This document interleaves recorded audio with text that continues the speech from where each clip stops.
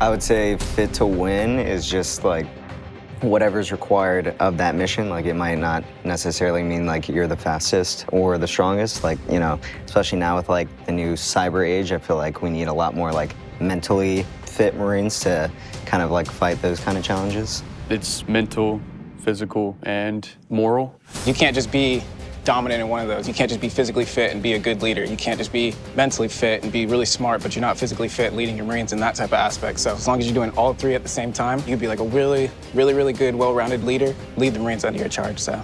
I want to emphasize the win part than anything, right? We're Marines, we're winners. We figure out a way to get things done all the time. So we have to be the best in firing on all fronts to be able to be successful because we're winners and that's what we know how to do. Yeah, and I definitely think it's like important for the individual to be like well-rounded, but also like the unit as a whole. Like, you know, you're gonna have the guy who is the fastest, the strongest. Like, you know, I think it's important to have like all aspects of that covered within your unit. And at different times, we have to focus on different parts of it and aspects more, right? Like there's times when we might be gearing up for deployment, we have to make sure we are extremely physically fit. And then there's times when we might be moving up in ranks or in leadership roles and positions that mentally we need to be squared away and make sure our home life is right so we can be there for our Marines constantly. And then morally make sure that we have something that we stand for so that we're authentic and leaders and we're here representing our country to the best of our ability.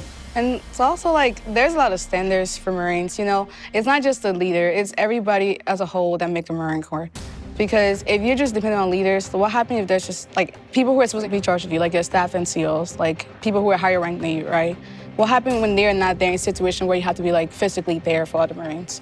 Each Marine should be autonomous and be able to make their own decisions. You see a lot in like, even in the civilian world, it's like, let me go talk to my boss. Let me go talk to my boss. In the Marine Corps, you're expected as a Lance Corporal or a captain, or sergeant, you're expected to make those decisions at the tactical level, at your level, and influence the bigger battle space. Yeah, some of the smartest people I've ever met are in the Marine Corps, you know, and like they could have been doing anything else, but they decided to like join and be here, and it's because like we need them. We need those types of people as well. Well, and like if you really part of the Marine Corps and part of this team, you understand like we build each other up as Marines. Everyone contributes to the Marine Corps in their own way, and that's what's great about this organization. Is it doesn't matter what you do in the Marine Corps, you're a big part of it.